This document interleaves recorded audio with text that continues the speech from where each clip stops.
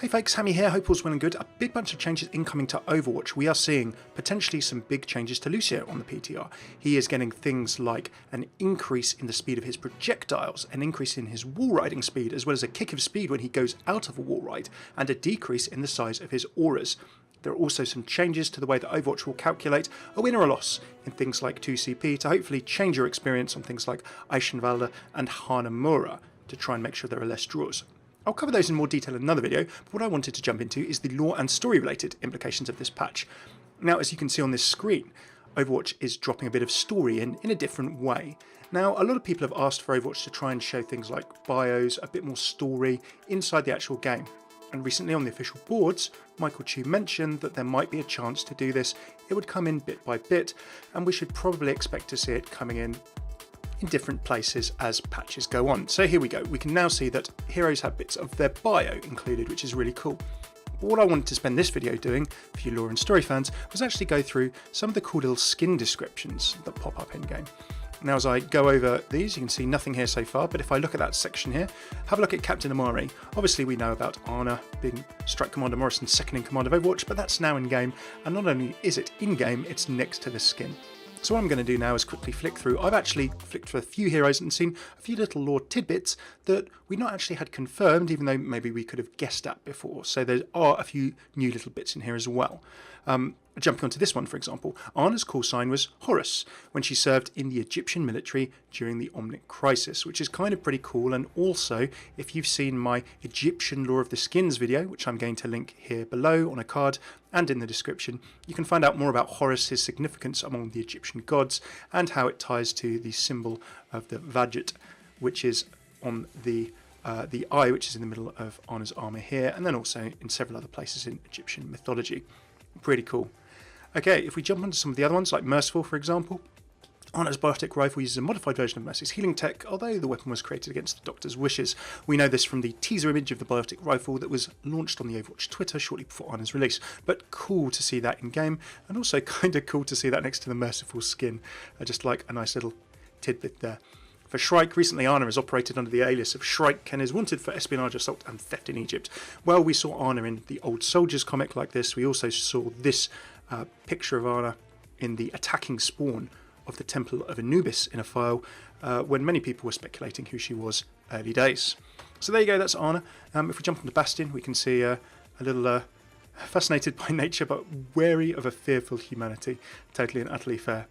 If we jump onto Overgrown, we can then see damaged in one of the battles of the Omnic Crisis. This loose Bastion unit was reactivated in the Black Forest near Eichenwalde years later. So there we go.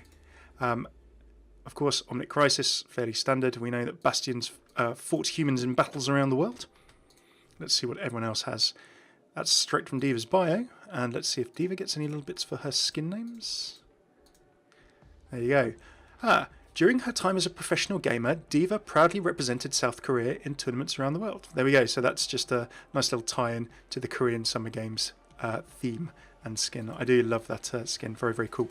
Oh, mech battles are one of the most popular forms of entertainment in Junkertown. Look at that, so now we know a little bit more about Junkertown. Over in the Australian outback, of course, where Jameson Forks, aka Junkrat, and Rogue Hog both hail from as of recently. So now we know that mech battles happen in Junkertown. Brand new lore fact in with the skins. I love that very, very much. So there you go. There are a few little lore tidbits in here that they're coming through. So I think this is a super cool way to show a little bit more lore in game, and also for people who don't read the lore outside of game, it's a great way to get them into it. Okay. In his youth, Genji's father, Sojiro, gave him the diminutive nickname Sparrow. So there you go. It's sort of a little bit of a sort of a belittling nickname there. But we now know Genji and Hanzo's father's name. So cool. Really, really love that. So there we've got Sojiro Shimada. I'm probably not... Sohiro maybe? I'm probably not pronouncing that right. After leaving Overwatch, Genji wandered the world trying to come to peace with his cyborg body. Maybe this is... Okay, it may not be directly... I doubt perhaps Genji dressed like this, although who knows? Maybe he wandered the world. He was in the Middle East, and he had sort of golden augmentations on him. Who knows? But nomad, obviously, Genji wandering around trying to come to peace with himself. The younger scion of the Shamada clan, Genji had little interest in carrying on the family's business and spent his days on frivolous pursuits. Okay, that's out of Genji's bio. Very, very awesome. Oh, I didn't get my Oni Genji. I'm going to regret that. Okay, onto Hanzo Shimada. Son of the former master, had been groomed to take over leadership of the family as his father's successor. There we go. This we know from his bio. No little new facts. I love the fact that we now know their father's name. Junkrat could be one that gets something. The destruction of the Omnium in the Australia, and the formation of Junkertown made the Outback an even more dangerous place to live. Yeah, we know that. There we go. All the different colours. As the tale goes, Dr. Junkertown made a deal with the Witch of the Wilds in exchange for the secret to creating life, but his triumph was short-lived as he was slain by 4 wanderers in Adlersbrunn. Of course, the story of Junkertown's revenge, the Halloween season event that Overwatch had, which is very, very cool. Alright, Lucio. What do we got for Lucio? We got anything new on Lucio? Lucio's latest album, Synesthesia Auditiva, was a global hit. You can actually listen to 2 of Lucio's tracks on SoundCloud, perhaps 3, because a new remix was made when Lucio was released in Heroes of the Storm. So go and have a look at Play Overwatch on SoundCloud. You can download some free Lucio music there. When the weather gets cold, Lucio heads to the Andes to hit the slopes. Okay. He's a little bit of a fan of the Alpine as well. When Lucio was younger, in addition to his first love, hockey, he also found the time to play football with the other kids in Rio. Fair enough. A little bit of soccer background. Well, football to me, of course. Might be soccer to you. Who knows? What do we got for McCree? A little bit of lore for everyone. Nothing for McCree. Oh, mysterious McCree. Little tidbits there. But remember, of course, this is kind of just testing little bits and bobs, I'm sure. Okay, so what have we got for May? Nothing for May? We might not have everything for every hero, of course. But we've already had a couple of nice little bits dropped in there, so I think we've got some more. Sigrun, Devil, the Witch of the Wilds, a mysterious figure who appears in the tale of Dr. Junkertown and others, offering people the object of their desire for a price. Just like the voice line. Really love that. Okay, what have we got for Orisa? Well, I know there's at least one for Orisa. Spoiler alert. So she's one I checked. There you go, the OR-15. Originally built to protect Numbani, the OR-15 defense bots were destroyed and decommissioned after a battle with Doomfist. A young Ifi Oladello would purchase the parts of the bots to build Orisa. So there we go, the OR-15 cemented in canon. Nice little bit of a skin lore in there. Let's have a look at Farah. Ooh, yeah, I was about to say Thunderbird. Farah is of North American indigenous origin. I'm joking. I was about to say how much of a bomb would that be if that was there for Thunderbird Farah. It's a big headcanon. There's no proof of that whatsoever, but people love to headcanon that off this skin. Security Chief. Before joining Helix, Farah served with distinction as a member of the Egyptian Armed Forces. Okay, so this is her Armed Forces type skin. It's a Security Chief. But yeah, actually, no, this is the Helix skin because, I'm sorry, it's got Helix Security, so the logo in the middle there. But it's just a little bit of background that we knew on Farah anyway. Rain Dancer. Okay, nothing else new there. Alrighty. Let's have a look at the bios. Farah's commitment to duty. Yep, that is from most of the bios. Orisa doesn't have a bio there. Interesting. Neither does Mercy. May does. Yeah, the little tidbits on the bios are generally straight off the website bio. There we go. Yeah, it makes perfect sense. All right. What we got? I'm guessing. There we go. Gabriel Reyes was the leader of the original Overwatch strike team during the Omnic Crisis and later commanded Blackwatch, the organization's covert ops division. Very, very awesome. In the tale of Dr. Junkertown, the Reaper was a servant to the Witch of the Wilds, bound to serve her for some unknown reason. What that is, we don't quite know. There we go. There's so many cool things they could add in, like the Nevermore reference from Edgar Allan Poe on that particular skin. So they could even explain a little bit about the other skins, which would be really, really awesome. Even the ones that don't have direct lore references. During the Omnic Crisis, Balderich von Adler commanded the German Crusader unit until he was killed at the Battle of Eichenwalde. Come on, where's my Journey to the West lore for the Lunar New Year? Come on, Year of the Rooster for Wu Jing. I've got a nice... Oh, at a young age, Reinhard Wilhelm is enlisted in the German Armed Forces, seeking glory. There we go. Bundeswehr. So there you go. That could well be... I mean, we always thought that might be a canon skin, but there we go. Maybe that's Reinhardt's Bundeswehr skin. When he was fighting in the German army. I like that a lot. Okay, what have we got?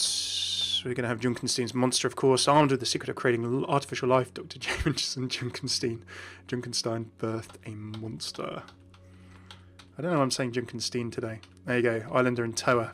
Wondering if Roadhog is of more Polynesian islands, the sort of, the southeast, the Australian, well, not Australian, but is it the South China Sea, Pacific Islands?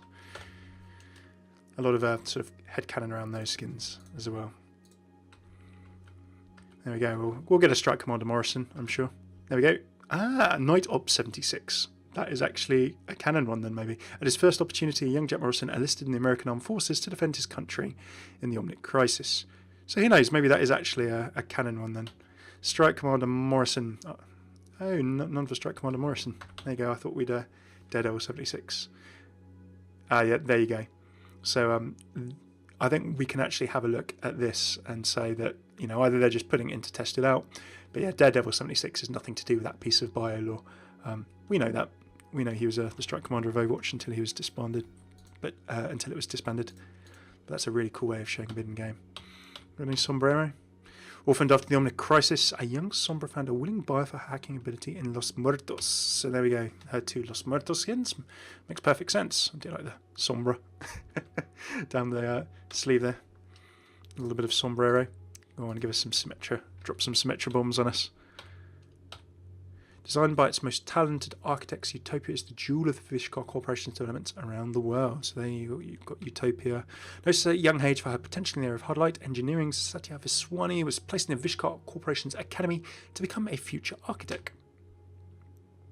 As one of the Vishkar Corporation's most talented architects, she was dispatched to Rio to oversee their new development efforts. Well, we've seen actually, if you have a look at Symmetra's comic on comic.playofwatch.com called A Better World, she actually wears this skin when she's in her older corporate meetings. I do like the U17 on the sleeve. Nothing to do with the little bits and bobs, but really, really like that. Nice little detail. Let's have a look at Torb.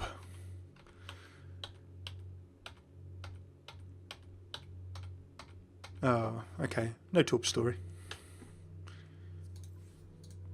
Tracer must have some, right? Must. Surely. There we go. Before becoming an active agent of Overwatch, Tracer was a test pilot until a mishap with a prototype slipstream teleporting fighter.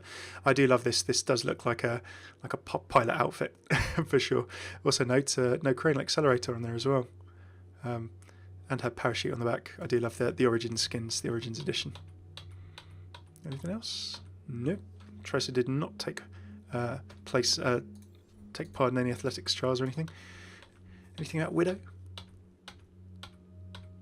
For much of her life, Amelie Lacroix was better known as an accomplished ballet dancer in Paris, so it's been confirmed that she was a ballet dancer. Amazing. So cool. So there we go. I mean, a lot of people speculate this from those skins as well, but that's a confirmation. Amelie was a ballet dancer, so there you go. Gerard was a fool to love someone like you. There we go. Gerard had his head turned by a ballet dancer. Now we know. Ah, very, very awesome. I'm loving that. Okay. 3 little facts. That's really, really cool. Okay, let's have a look at Winston. I'm loving that.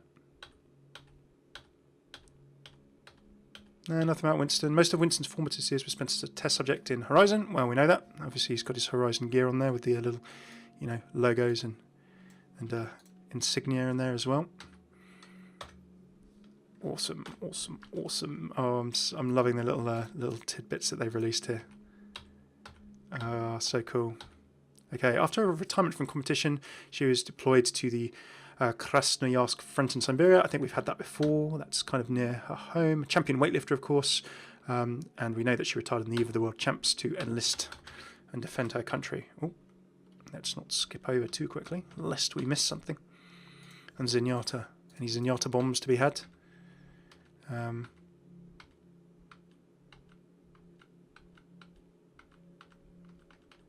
No, there's not. Okay, he's just pretty zen cool. So there we have it. A few cool little things. We know that Anna's call sign in the Egyptian military was Horus. We know that Genji's father and Hanzo's father was called Sohiro. He was kind of diminutive, is sort of almost suggesting, he's sort of like being looked down upon, like mocked a little bit. Sparrow. Gentle little sparrow or something. Why that is, we'll have to find out. And we also know that Widowmaker was a ballet dancer. There we go. Oh, isn't that cool? So I'm going to end on that bombshell, which is very, very awesome. So there you have it. That's just a quick look at the new story interface and the little story facts that we've learnt in Overwatch. So it's going to be cool to see more story in-game in this way. And who knows, maybe more of it will come in future.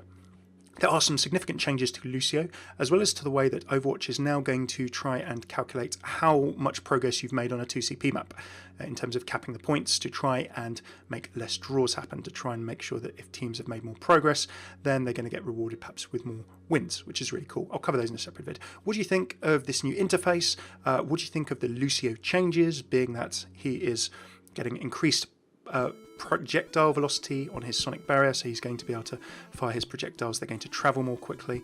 He gets quite a significant speed boost as he's thrown off the end of a wall ride. He's faster while wall riding, but his aura size for his healing and his speed is decreased, and it's actually being temporarily shown in game with a green circle so you can get used to it. There's a temporary visual indicator that's been set on the patch notes. Do let me know your thoughts. What do you think of all of these little story things? What do you think about Widowmaker's history as a ballet dancer? I think the artifact that she was called Horus is pretty cool, and Genji and Hanzo's father being called Sohiro, and the fact that his nickname of Sparrow was diminutive. Who knows about the father-son relationship there? That'll be interesting to explore. Do let me know your thoughts in the comments, and thanks very much for tuning in. More lore videos coming next week. I'm getting back into my usual written program. In the meantime, if you'd like to see more Overwatch lore and story in loads of depth, including skin lore, I've got a skin lore series going, map lore and Easter eggs, hero lore, voice lines and interactions in loads of depth, including all of the hero voice lines and pre-game interactions from the game, take a look at the playlists here. Cheers for tuning in. I've been Hammy. Take it easy.